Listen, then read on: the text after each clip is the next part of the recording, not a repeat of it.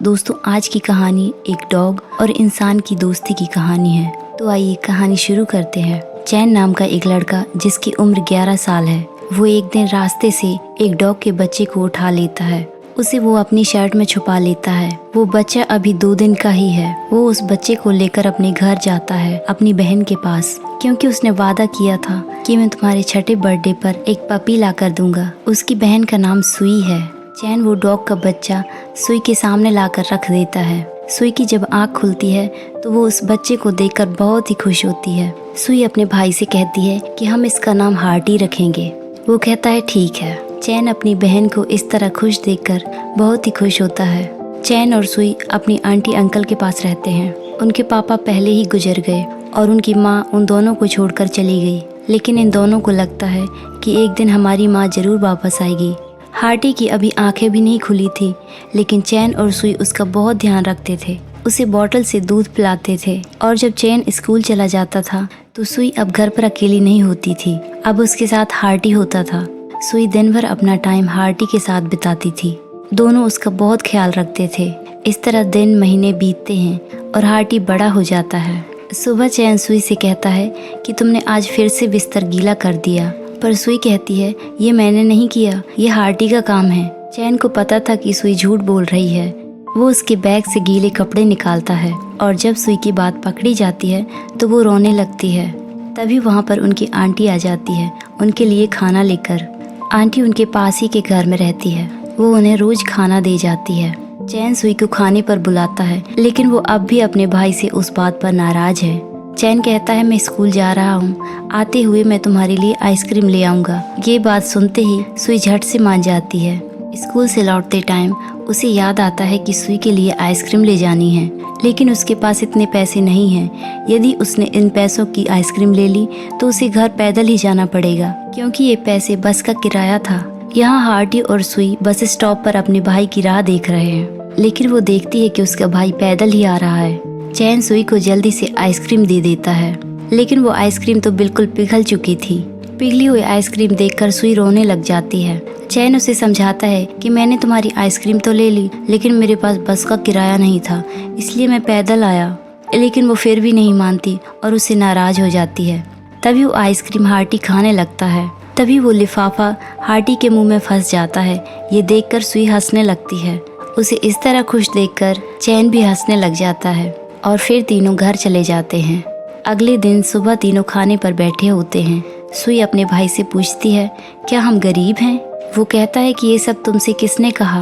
वो बताती है कि बगल में रहने वाली ग्रैनी हमेशा बस यही कहती रहती है कि तुम लोग गरीब हो। चैन कहता है वो ग्रैनी अपने घर में अकेली रहती है, इसलिए वो गरीब है, लेकिन हम तो 3 हैं, हम अकेले नहीं हैं, तो हम कैसे गरीब हुए? सुई इस बात पर खुश हो जाती है। वो देखती है कि उसके भाई के चेहरे पर चोट लगी है। वो आज फिर से स्कूल में लड़के आया है। वो उस चोट पर बैंडेड लगा देती है। वैसे उस बैंडेड से होता तो कुछ नहीं है, लेकिन उसका दिल रखने के लिए चैन वो बैंडेड लगवा लेता है। अगले दिन चैन अपनी आंटी के घर खाना खा रहा होता है। तभी उसके अंकल उसे बताते हैं कि हम इस घर को छोड़कर शहर जा रहे हैं। उसकी आंटी बताती है कि तुम्हारे अंकल की कंपनी शहर शिफ्ट हो रही है। अब हमारे पास कोई और दूसरा चारा नहीं है, लेकिन हम तुम्हें और तुम्हारी बहन को नहीं ले जा सकते, क्योंकि शहर में महंगाई है और वो उनका खर्चा नहीं उठा सकते। तुम्हारी माँ का भी कोई पता नहीं है और उसने भी तुम्हारी कोई खबर लेने की कभी कोशिश ही नहीं की। उसका अंकल कहता है कि तुम्हारे पापा के मरने के बाद तुम्हारी माँ तुम्हें छोड़कर चली गई, ये बात सबको पता है। उसका अंकल कहता है तुम दोनों को अनाथ आश्रम चली जाना चाहिए। चैन कहता है हम कोई अनाथ नहीं हैं और वो वहाँ से उठकर चला जाता है। चैन की आंटी उसे रोकती है क्योंकि उसे उनकी फिक्र होती है। वो कहती है कि तुम चिंता मत करना, हम थोड़े पैसे हर महीने भेजते रहेंगे, और चैन को एक एड्रेस देती है। वो कहती है कि ये तुम्हारी माँ का एड्रेस है, पर पता नहीं कि वो अब तक वहाँ रहती होगी या नहीं। शाम हो जाती है, लेकिन चैन अपने घर नहीं जाता। वो एक जगह बैठकर सोचता है कि क्या मुझे अपनी माँ के पास जाना चाहिए, लेकिन दूसरी तरफ सोचता है कि यदि माँ को हमारी फिक्र होती तो वो हमें छोड़कर ही क्यों जाती। अंधेरा हो गया है और सुई बस स्टॉप पर अपने भाई का इंतजार कर रही है और सुई अकेले रहने से अपने घर में डरती है। तभी वहाँ एक बस रुकती है। बस से चैन उतरता है। चैन को देखकर सुई रोने लग जाती है। वो कहती है कि मुझे लगा तुम मुझे छोड़कर चले गए। चैन कहता है मैं इस बारे में कभी सोच भी नहीं सकता, क्योंकि उसके सिवा सुई का इस दुनिया में कोई भी नहीं है। अब उनके अंकल आंटी के जाने के बाद चैन पर बहुत सारी जिम्मेदारियां आ जाती हैं। सुबह उठते ही सुई को नहलाना, खाना बनाना और उसे खाना खिलाना। अगले दिन सुई को अपने भाई की जेब से एक कागज मिलता है जिसमें कुछ लिखा होता है। वो बताता है कि ये माँ का एड्रेस है। सुई खुश हो जाती है कि अब हम माँ के पास जाएंगे, लेकिन चैन गुस्से में वो एड्रेस उसे छीन लेता है। चैन उसे समझाता है कि माँ को हमारी कोई ज़रूरत नहीं है, वो हमारे लिए कभी वापस नहीं आएगी। लेकिन इन सब बातों को समझने के लिए सुई अभी बहुत छोटी है। चैन सुई का बैग लेकर वो बाहर फेंकने जाने लगता है, क्योंकि वो बैग उसकी माँ ने उसे खरीद कर दिया था। इसलिए सुई को यकीन था कि माँ जरूर वापस आएगी। सुई वो बैग उससे वापस ले लेती है। चैन सुई से कहता है, यदि तुमने आगे से माँ के पास जाने की बात की तो मैं घर छोड़कर चला जाऊंगा। सुई इस बात से डर जाती है, क्योंकि वो अपने भाई को खोना नहीं चाहती। वो कहती है, कभी नहीं करूंगी और रोऊंगी भी नहीं। हार्टी सुई को उदास देखकर वो भी उदास हो जाता है। चैन रात को सुई के पास जाता है। वो सो रही होती है। वो कहता है, आज मैंने तुम्हें कुछ ज़्यादा ही डांट दिया। फिर वो हार्टी के पास जाकर उससे बातें करता है। वो कहता है कि कभी न कभी तो मुझे सुई की जिद के आगे हार माननी ही पड़ेगी, क्योंकि वो अभी बच्ची है। उसे कभी तो माँ के पास ले जाना ही पड़ेगा। वो हार्टी से कहता है कि यदि मैं कभी ना रहूं तो तुम उसका बड़ा भाई बनकर उसका ध्यान रखना। कुछ समय बीतता है, सर्दियाँ आ जाती हैं। वो तीनों आइस पर खेल रहे होते हैं। चैन कहता है, मैं वॉशरूम जाके आया। बर्फ की लेयर काफ़ी पतली थी। बर्फ टूट जाती है और हार्टी बर्फ के अंदर चला जाता है। सुई हार्टी को बचाने के लिए उसकी तरफ भागती है और फिर पीछे मुड़कर देखती है। उसका भाई उसे रोकता है और सुई भी उस बर्फ के अंदर गिर जाती है। चैन सुई को बचाने जाता है, लेकिन वहाँ कुछ लोग उसे पकड़ लेते हैं, क्योंकि उसे वहाँ खतरा था। किसी तरह हार्टी ऊपर आ जाता है, लेकिन सुई डूब जाती है। सुई अब इस दुनिया से जा चुकी है। अगले दिन चैन सुई की फोटो को देखकर रोता है और उसके बैग को लेकर उसे याद करता है।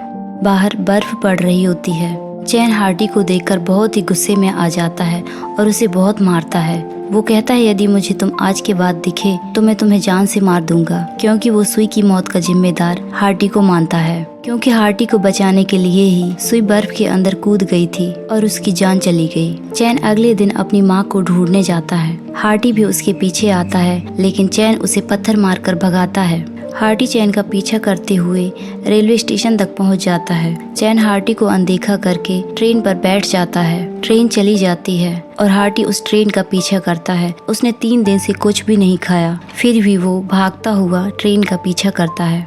अगले दिन हम देखते हैं कि चैन एक कुशन शहर आ जाता है। वो एक दरवाजे पर जाता है, लेकिन वो दरवाजा बंद होता है। वो वहीं सीढ़ियों पर बैठ जाता है। यहाँ हम हार्टी को देखते हैं। वो चैन का पीछा करते हुए कुशन शहर आ जाता है। रात हो जाती है और उसकी माँ एक आदमी के साथ आती है। चैन अपनी माँ को आवाज देता है। वो उसे अंदर बुला लेती है। वो चैन को देखकर ज्यादा खुश नहीं होती और ना ही सुई के बारे में पूछती है। वो कहती है, तुम्हारी आंटी ने जितना भी तुम पर खर्चा किया है, मैं सारा कर्ज उतार दूंगी। चैन ने अपनी माँ को सुई के बारे में कुछ नहीं बताया और वो रात वहीं रुक जाता है। और यहाँ हार्टी अभी तक भटक रहा होता है, एकदम भूखा और प्यासा। हार्टी एक आदमी के पास कटोरा लेकर जाता है कि वो उसे कुछ खाने को दे दे, लेकिन वो आदमी उसे मारकर भगा देता है। तभी वो देखता है कि एक आदमी कुछ खाने के लिए लेकर जा रहा है। वो आदमी से उसे छीनकर अपनी भूख मिटा लेता है। सुबह चैन कमरे में सो रहा होता है, तभी उसकी माँ वहाँ आती है। वो उसके पास कुछ पैसे रख देती है। वो कहती है कि वो पैसे अपनी आंटी को दे दे और मैं अब अमेरिका जा रही हूँ, लौटकर कभी वापस नहीं आऊँगी। चैन सोने का नाटक कर रहा होता है। वो ये सारी बातें सुन लेता है और फिर वो वहाँ से चली जाती है। चैन की आंखों से आंसू बहने लग जाते हैं। वो सुई के बैग से बातें करता है और कहता है, मेरी हिम्मत नहीं हुई तुम्हारे बारे में माँ को बताने की। वो यहाँ पैसों के लिए आया ही नहीं था। वो तो इस उम्मीद से आया था कि उसे देखते ही उसकी माँ उसे गले लगा लेगी, और वो पैसे वहीं छोड़कर वहाँ से चला जाता है। चैन एक बस में बैठ जाता है और वहाँ देखता है कि एक लड़के और लड़की लोगों से पैसे मांग रहे हैं। वो ऐसा इसलिए कर रहे हैं क्योंकि उनका घर बार नहीं है। चैन उन्हें कुछ पैसे दे देता है और यहाँ हार्टी अभी तक चैन को ढूंढ रहा है और यहाँ उसकी माँ उस आदमी के साथ अमेरिका जाने की तैयारी कर रही है। चैन बस से उतर जाता है और वो दोनों लड़के लड़की उसके पास आ जाते हैं। वो लड़की उसे बर्गर देती है और कहती है, आज मेरी अच्छी कमाई हुई है। वो लड़की बताती है कि हमारा एक ग्रुप है, तुम चाहो तो हमारे साथ रह सकते हो। वो लड़की अपने बॉस के पास उसे लेकर जाती है जिसका नाम मोक होता है। वो बच्चों से सड़क पर भीख मंगवाता है, फिर वो चैन को खाने को देता है। वो चैन से उस बैग के बारे में पूछता है। वो कहता है ये मेरी बहन का है, ये मैं तुम्हें नहीं दे सकता। चैन उस बैग को सड़क पर आकर एक लॉकर में रख देता है और तभी उसे याद आता है कि सुई को अंधेरे से डर लगता है, तो उसके अंदर टॉर्च जलाकर रख देता है। तभी सड़क के उस पार हार्डी चैन को देख लेता है। हार्डी उसे आवाज मारता है लेकिन चैन उसकी आवाज नहीं सुनता।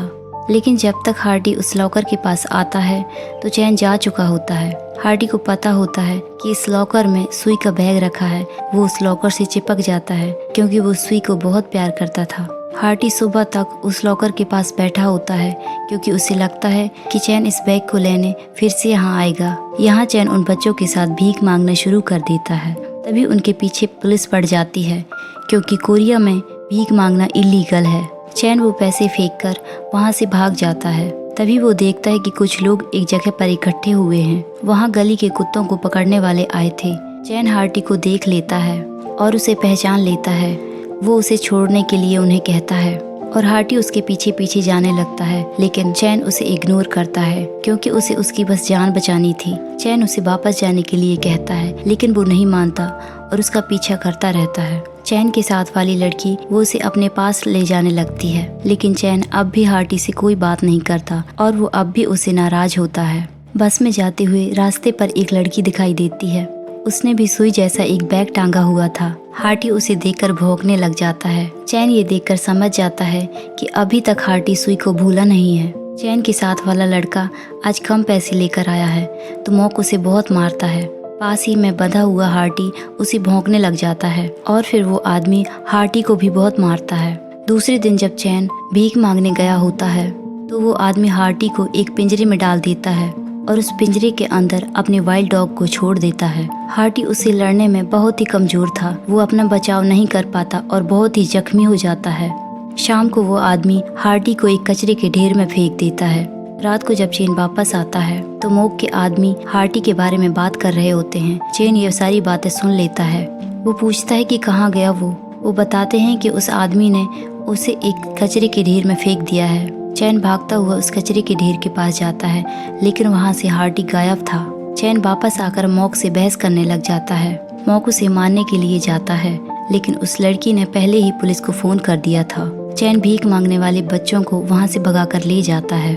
चैन उस लड़की से विदा लेकर वहाँ से चला जाता है। वो कहता है कि मुझे अपने हार्डी को ढूंढना है। वो सबसे पहले सुई का बैग उस लॉकर से निकालता है और वहाँ से जाने लगता है।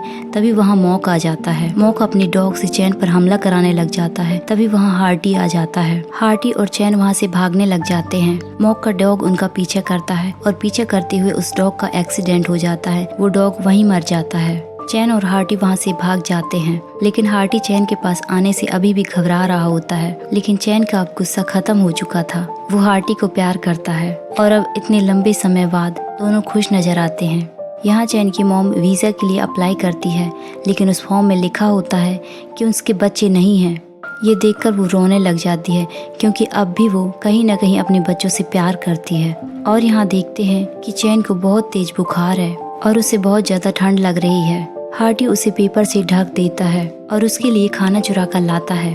अब हार्डी की नज़र कमजोर होने लग जाती है। वो चैन के पीछे जाते हुए रुक जाता है और अपनी आंखों को रब करने लग जाता है। चैन उसकी आंखों को देखता है और उसे डॉक्टर के पास लेकर जाता है। डॉक्टर बताता है कि ये एक बीमारी है, इसकी आंखों की रोशनी धीरे धीरे बिल्कुल खत्म हो जाएगी। रात को चैन उसे वहीं रुकने को कहता है और कहता है मैं कुछ खाने के लिए लेकर आता हूँ, लेकिन हार्डी उसके पीछे आता है। चैन कहता है तुम मेरे पीछे मत आओ, तुम्हारी आंखों के लिए ये सही नहीं है। लेकिन हार्डी उसके पास चला जाता है क्योंकि उसे लगता है कि ये मुझे कहीं फिर से छोड़कर न चला जाए। चैन रोने लग जाता है और कहता है मैं तुम्हें कभी छोड़कर नहीं जाऊंगा क्योंकि तुमने मेरे लिए कितनी तकलीफें झेली हैं। वो बताता है कि मैं जब भी तुम्हें देखता हूँ तो मुझे सुई की याद आती है। और यहाँ चैन की माँ वापस घर आ जाती है। वो एक पेंटिंग को देखती है जो चैन ने बनाई थी और यहाँ मॉक काफी गुस्से में आता है और वो चैन और हार्डी को देख लेता है। हार्डी उस पर भौंकने लग जाता है। तभी वहाँ पुलिस आ जाती है। चैन को काफी तेज बुखार था। ऑफिसर वहाँ से उसे उठाकर पुलिस स्टेशन ले आता है। तभी मॉक छिपकर पुलिस स्टेशन के अंदर चला जाता है और चैन को गाड़ी में बैठाकर वहाँ से ले जाने लगता है। हार्टी उनका पीछा करता है। हार्टी को कुछ साफ दिखाई भी नहीं दे रहा होता, वो फिर भी पीछा करता है। मॉक चैन को ले जाकर एक बॉक्स में डाल देता है और उसके अंदर पानी भर देता है। हार्टी वहाँ पहुँचकर उस पाइप को निकाल देता है। मॉक हार्टी को लोहे की रॉड से बहुत जोर से मारता है। तभी चैन मॉक के सिर पर मारकर उसे वहीं बेहोश कर देता है। अब हार्टी को बहुत ज्यादा चोट लग चुकी थी, वो उठ भी नहीं पा रहा था। वहाँ पुलिस और एम्बुलेंस आ गई थी। चैन हार्टी को लेकर हॉस्पिटल पहुँच जाता है। डॉक्टर कहती है कि ये बहुत दर्द में है, ये अब ज्यादा दिन तक नहीं जिएगा। चैन रोने लग जाता है और कहता है हार्टी मजाक कर रहा है। चैन को ढूंढते हुए चैन की माँ उस हॉस्पिटल में आ गई थी। वहाँ ऑफिसर चैन की माँ को सुई का बैग लाकर देते हैं। चैन की माँ को सुई के बारे में भी पता चल जाता है। यहाँ चैन हार्टी से बात कर रहा है कि हम घर जाकर आराम करेंगे। तभी वहाँ उसकी माँ आ जाती है। वो रो रही थी, उसे अपनी गलती का एहसास था, लेकिन चैन हर एक गलती का जिम्मेदार अपनी माँ को मानता है। यदि वो उन्हें छोड़कर नहीं जाती तो आज सुई भी उनके साथ होती। वो कहता है, क्या आप सुई को जिंदा कर सकती हैं? क्या आप हार्टी को मरने से बचा सकती हैं? चैन की माँ बहुत रोती है और उसे उसकी गलती का पछतावा होता है। चैन हार्टी को अपने घर ले आता है और उसका ख्याल रखता है, लेकिन अब हार्टी उठ बैठ नहीं सकता। अगले दिन चैन देखता है कि हार्टी दरवाजे पर गिरा हुआ होता है। वो शायद कहीं जाना चाहता है। वो हार्टी को उसी बस स्टॉप पर लेकर जाता है जहाँ सुई और हार्टी चैन के स्कूल से आने का इंतजार किया करते थे। वहाँ बैठकर हार्टी से कहता है कि मैं तुमसे नाराज नहीं था, वो तो मैं अपने आप से गुस्सा था कि मैं सुई को बचा नहीं पाया। उसने अपना सारा गुस्सा हार्टी पर निकाला।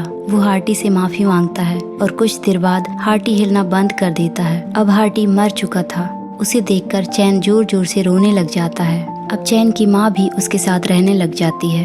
एक दिन चैन दरवाजे पर बैठा होता है, तभी घर के अंदर से एक कागज उड़कर आता है। उसमें एक ड्राइंग बनी थी। काफी वक्त पहले ये ड्राइंग सुई ने बनाई थी। उस ड्राइंग में उनका सारा परिवार था। ये देखकर चैन की आंखें नम हो जाती हैं और फिर एक आवाज आती है। वो आवाज सुई की थी। वो कहती है, अब मैं ठीक हूँ, अब हार्टी भी मेरे साथ है। तो दोस्तों, ये थी हमारी आज की कहानी। हमारी कहानी आपको कैसी लगी कमेंट करके जरूर बताइए। ऐसी ही कहानियों के लिए हमारी वीडियो को लाइक करें, चैनल को सब्सक्राइब करें। Thanks for watching.